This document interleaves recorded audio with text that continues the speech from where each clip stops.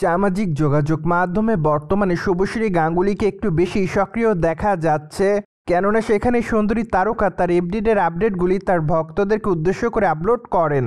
তাই তো বলাই বাহুল্য যে মাঝে মাঝে এই তারকা তার মুভিজের আপডেটও তার দর্শকদের সঙ্গে এখানে শেয়ার করেন। সেই সাথে অবশ্য মাঝে মাঝে খোলামেলা পোশাকের ছবি আপলোড করতে দেখা যায় সুন্দরী তারকাকে।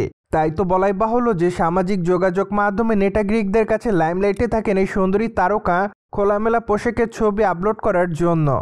অন্যদিকে বর্তমানে সামাজিক যোগাযোগ মাধ্যমে শুভশ্রী গাঙ্গুলী বেশ কয়েকটা ছবি আপলোড করেন।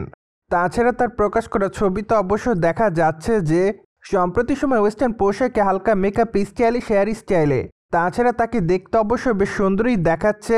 তাই তো বলাই বাহুল্য যে বর্তমানে তার গ্ল্যামারের প্রতি নতুন করে দিশেহারা তার সকল দর্শকরা। তাই তো তার প্রকাশ করা ছবির কমেন্ট বক্সে অনেকে অ্যামেজিং লিখেছে, আবার অনেকে তাকে প্রিটিগাল বলেও দাবি করে।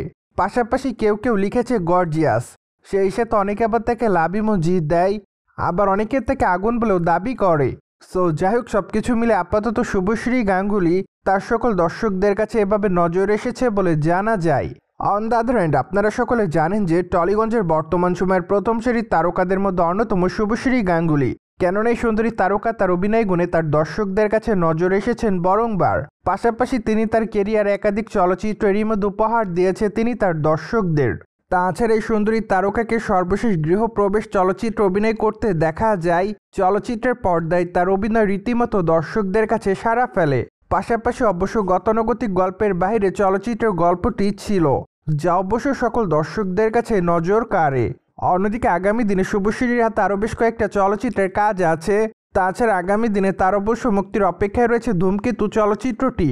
চলচ্চিত্র শুটিংয়ের কাজ অবশ্য অনেকদিন আগে শেষ করেছিলেন এই সুন্দরী তারকা, কিন্তু সকল জল্পনার অবসান ঘটিয়ে চলিত বছরের আগস্ট মাসের 14 তারিখে চলচ্চিত্রটি মুক্তি পাচ্ছে, যার প্রেক্ষাপটে আপাতত শুভশ্রীর এই চলচ্চিত্রটি দেখার জন্য অপেক্ষাতে রয়েছে তার সকল দর্শকরা।